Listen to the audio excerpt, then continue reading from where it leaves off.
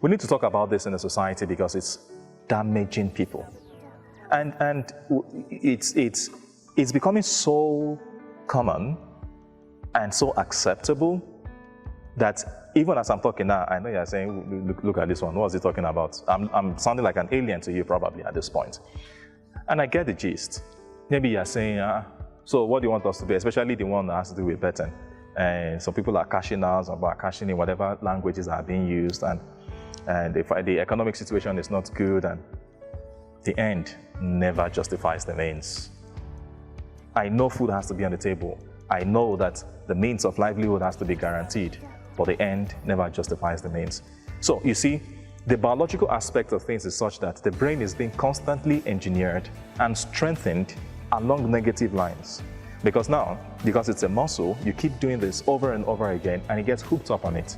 That's why, check it out, even for those who truly want to change, especially, maybe in the religious line, you're trying as much as possible to live a holy life, but before you know it, you're back. You rise up again and you're back.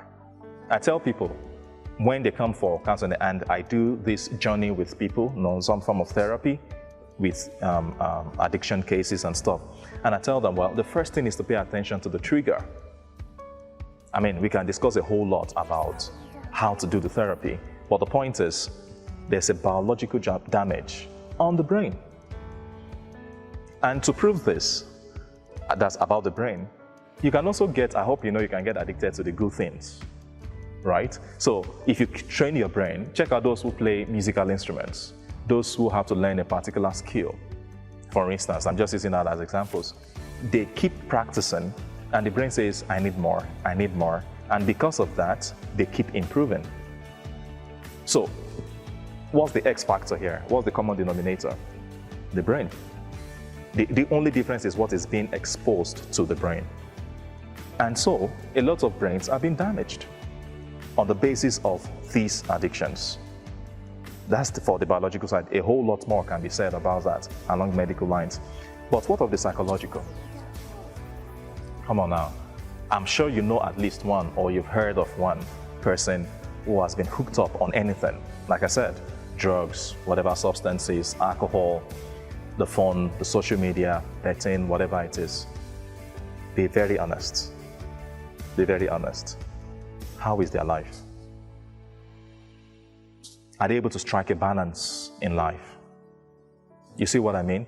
There's the whole psychological part of things. I've journeyed with people, and I don't say this to shame them, God sees my heart, but I've journeyed with people, one who will tell me that he found it difficult to even love his family. You know why? Because he was hooked up on porn and pornography, and it got to the point where he began to lose that interest. Because don't forget what I said about the biology of things. Anything that does not give you that level of pleasure, you're not interested in. That's why you would notice, for instance, in schools, an A student begins to drop to like a D student. Why? Because depending on the heightened level of the dopamine release, he or she can concentrate until that pleasure is taken care of. And so the more the exposure gets, the more incapable the person gets in doing productive things. So it affects families, it affects individual lives, it affects everything. So anything addictive, and I know I'm being general about this because, like I said, we could treat each of these topics on its own merits, on its own basis, but there's a common denominator. There's a general principle that sits through all of them. And that is why I've decided to take this approach that we need to be careful the kind of things we get exposed to. Because it always begins with one thing. It could be that small Google search on body parts. From there, it takes you to a website. And once you're on the internet, you almost have no control. Then it could be one can of alcohol that without proper control, don't forget what I'm saying here. It is about control. It is about the right measure. And let's not kid ourselves, especially when it comes to alcohol. All of us know our limits. You know the kind of things you take, and you know that if I take a drop more than this, you are going somewhere that we do not know. So it's a question of really being honest with each other at this point. But also to talk about the fact that, yes, I know a lot of persons need therapy because it gets to a point you can't help yourself. You will need help from outside because already the brain has been engineered along a very different line. So the psychological part of things is such that, imagine, for instance, for pornography, you cannot tell me that you have finished watching porn as a man, for instance, and then you go out and you see ladies as beautifully, wonderfully made by God. No, most likely you'll see them as beautifully and wonderfully made for your bed or whatever it is, because the image has been created. I know people who are hooked up on this pornography that those who are Christians, for instance, they can even be in the church, they can be in the chapel and still be thinking about it.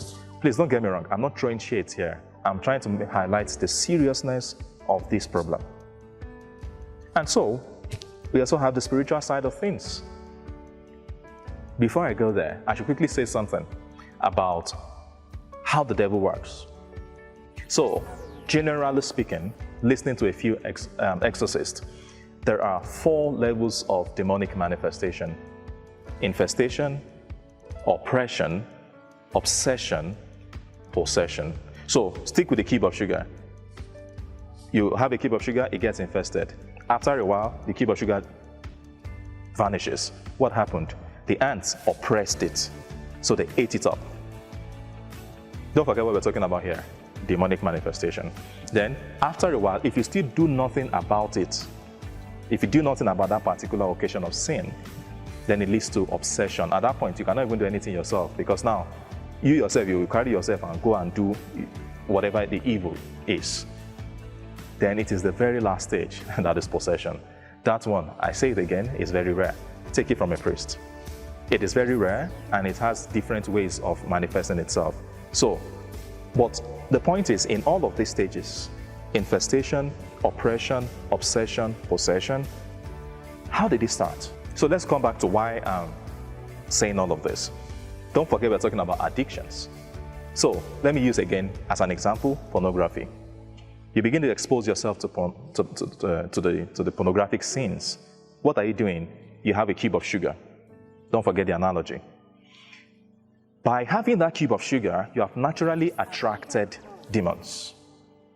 Those ants, more or less. If you do nothing about it very quickly, it leads to the next stage called oppression.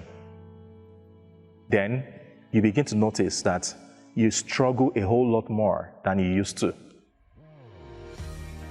If you do nothing about it again, it leads to the next stage, obsession.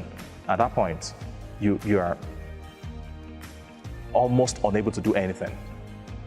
Then the last stage, possession. What do I mean by do anything about it? You see, this is where, don't forget we're talking about the spiritual side of things. For us as Catholics, this is where confession comes in, penance comes in, self-mortification comes in. Generally speaking, for the non-Catholic, Muslim, atheist audience I have, how about seeking therapy? How about going closer to God the way you understand it? Because truth is, you can't do it all by yourself.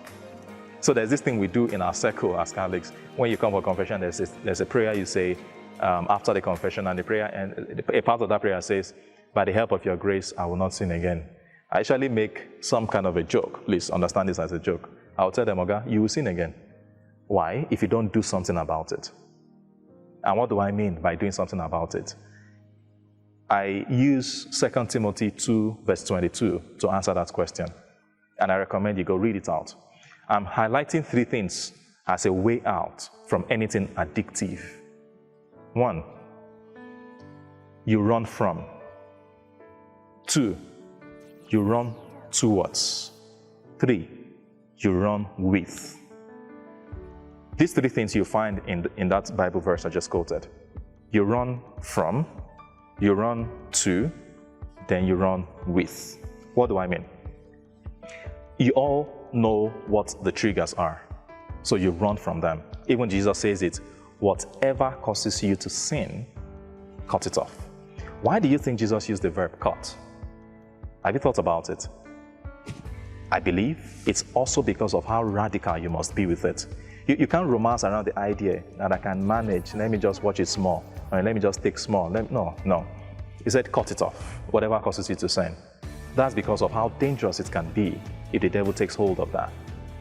Then, it's not enough to just say, I don't want to do that again, or I'm running from it. Okay, fine, you have run from something, where are you running to? So you see, you must find a worthy substitute. At those moments when you feel like it, whatever the it is in this case, at those moments when you feel so weak and you are really struggling with your mind whether to go ahead or not go ahead, if you don't have a worthy substitute, and please, when I say worthy substitute, it can be anything. Good music, sports, taking a walk, talking to a good friend, read a book, pray, read the Bible, anything. What is important is have a substitute. Because don't forget, 1 Peter 5:8-9, the enemy, the devil, is doing what? Prowling around like a roaring lion, looking for who to devour. And don't forget, when he comes and sees the house still empty, he comes back with worse angels, demons that is. So it's important that we pay attention to the spiritual side of things and how the devil is having a field day, just enjoying itself on the basis of how people are getting addicted to various things, destroying people biologically, destroying people psychologically, destroying people spiritually. And that is why I'm proposing that we begin to have serious conversations and begin to do away with any of these things. It's of course pleasurable, that's why people are getting hooked up on it. But that something is pleasurable doesn't make it right, doesn't make it good. So, I encourage us all, reach out to a therapist, to a psychologist, to a priest, to whoever you consider worthy, especially if you know someone who is hooked up on this, or you are yourself. Don't feel ashamed. There's no shame in this.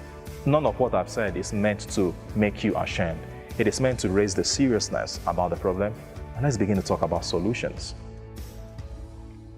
It is important that you know it is possible. You can heal from it. It is not a hopeless case, whatever you are hooked up on. And it is my prayer for you that whatever it is that the devil is using as a stronghold in your life will be dealt with by the grace of God. And so, I encourage you all, you either enlist, that's refer those who have those problems to a priest, to a therapist, to a psychologist, so that some work can be done, but everything must be done together. Treatment medically, treatment psychologically, treatment spiritually. If not, you are leaving something out. Don't forget what I said. We are all body, mind, and soul. So if you don't treat it along these three levels, most likely there'll be a relapse. And you know, relapses are usually worse than the first time. So, a lot has been said. I know you have many questions. Do well to remain hooked in. Send your questions through any of the social media handles. Stay logged, subscribe, turn on the notification bells because there are more to be done in this regard. And this is me signing out and saying thank you very much.